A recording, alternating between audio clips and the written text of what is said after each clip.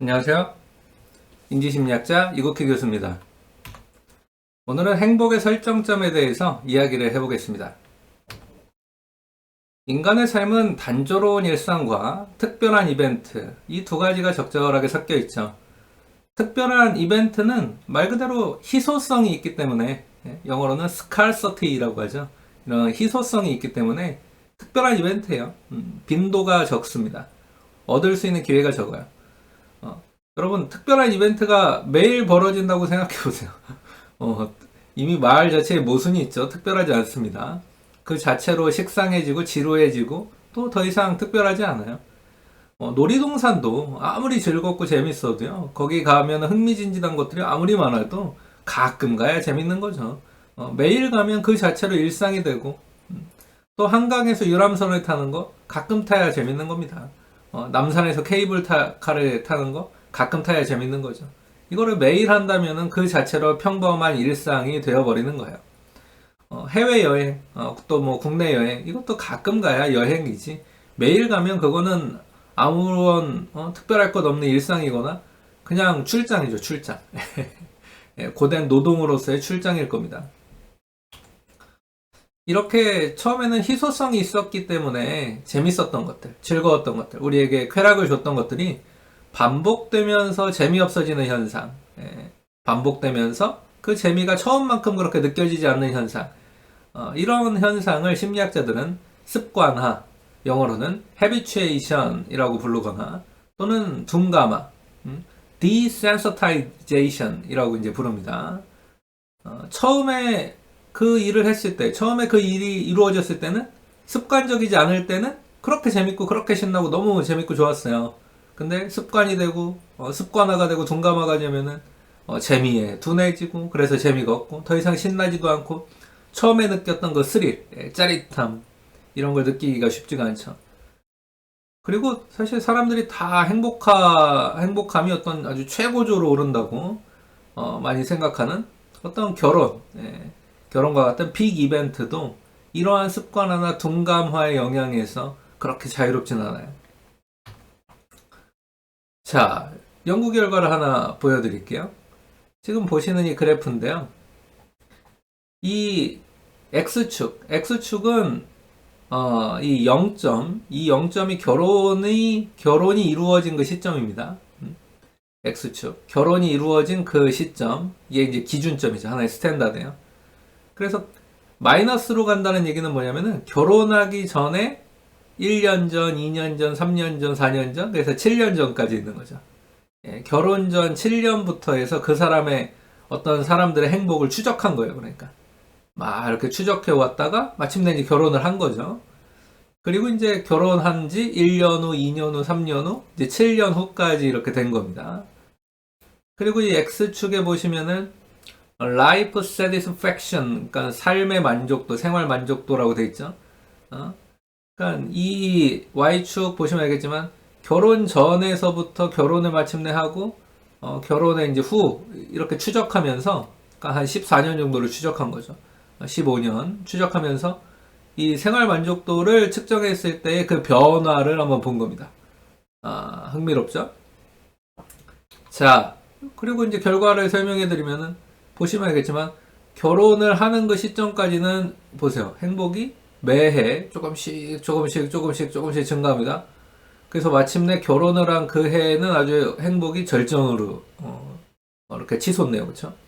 근데 근데 결혼을 한 지 1년 후, 2년 후, 3년 후 이렇게 지나고 7년 후 정도 되면은 쭉 떨어져서 보세요. 원래 이 결혼 7년 전에 그 행복하고 수준이 비슷해집니다.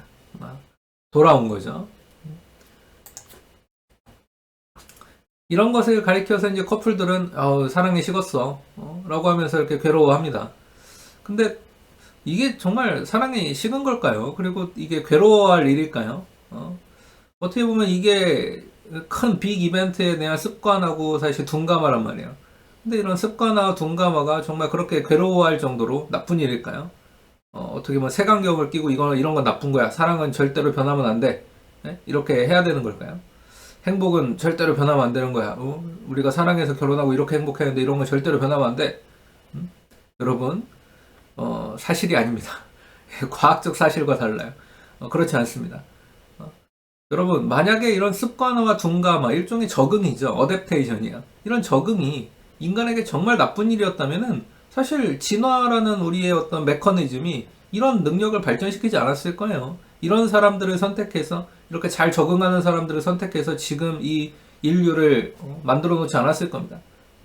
즉, 우리 인간은 그런 능력 자체를 갖추고 태어나지 않았을 거고요. 이런 능력이 진화하지 않았을 거예요. 하지만 지금 우리는 이 능력을 탑재하고 태어난단 말이죠. 이런 적응과 습관화, 둔감화를 탑재하고 태어납니다. 이거는요, 나쁜 일이 많다기보다는 좋은 일이 많기 때문이에요. 우리 인간이 호모사피엔스가 이런 습관화의 능력을 탑재하게 된 것은 뭔가 도움이 됐기 때문이지 손실이 되었기 때문이 아니라는 얘기죠. 물론 손실이 일부 있을 수도 있어요. 그러나 이 둔감화의 어떤 이익, 이런 습관화가 주는 이익, 적응이 주는 이득이 손실을 훨씬 초과했기 때문에 이런 능력을 발전시켰고, 여전히 우리는 그런 능력을 탑재하고 태어난다. 우리에게 그래서 이런 능력이 남겨져 있는 거다. 라고 보는 게 과학적으로 훨씬 타당하겠죠. 그럼 둔감화, 이런 습관화가 우리에게 주는 이익은 뭘까요? 이득은 뭘까? 좀 더 큰 맥락에서 살펴보자면 이러한 적응 기제, 어댑테이션 메커니즘을 가지게 된 이유는 뭘까요? 간단히 말하면 특별한 이벤트에서 경험하는 강렬한 행복이 지속되는 것 자체가 우리의 정상적인 일상생활을 방해하기 때문이에요. 어떤 특별한 이벤트에서 경험하게 된 강렬한 행복이 지속되면은 평범한 삶, 정상적인 삶이 거의 불가능하죠. 늘 열정적인 어떤 사랑에 가득해서는 생산적인 일을 할 수가 없습니다. 늘 열정적인 사랑에 가득해서는 건설적인 일을 할 수 없어요. 창의성을 발휘할 수도 없고.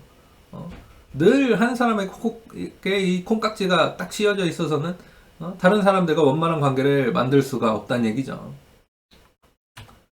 매일 콘서트장에 가서 흥분된 상태를 경험해서는요, 다음날 정상적인 판단과 의사결정이 불가능할 겁니다. 피로도도 계속 쌓일 거고요. 사실 극도의 쾌락이라는 것은 우리를 계속 피곤하게 하는 거거든요. 또 매일 놀이기구를 타는 것과 같은 이 스릴을 경험한다? 정상적인 판단과 의사결정이 어려워질 겁니다. 그리고 또 말씀드린 대로 피로도 쌓이고 다크서클이 막 이렇게 내려오겠죠. 그리고 사실 이런 극도의 긍정적인 정서 상태는 그래서 인간에 되게 힘들고 지치게 만들고 건강에도 별로 도움이 되진 않아요. 그거를 경험할 때 자체, 그 극도의 흥분이나 극도의 쾌락을 경험하는 것 자체에서는 잘 모르겠지만 극단적인 긍정 정서를 경험하는 동안에 인간은 엄청난 에너지를 소모하게 되면서 피로해지거든요.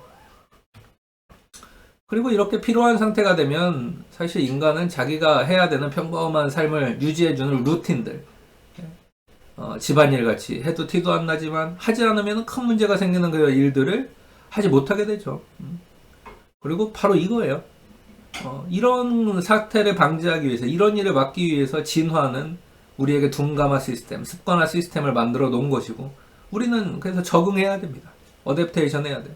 극단적인 쾌락을 계속 유지하는 게 아니라 원래의 나의 어떤 이 셋 포인트, 행복의 설정점인 상태로 돌아올 필요가 있는 거죠.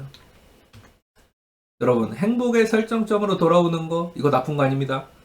행복의 설정점으로 오히려 돌아오지 않는 것, 이게 우리 일상생활을 방해하기 때문에 나쁜 거라고 오히려 볼 수 있죠.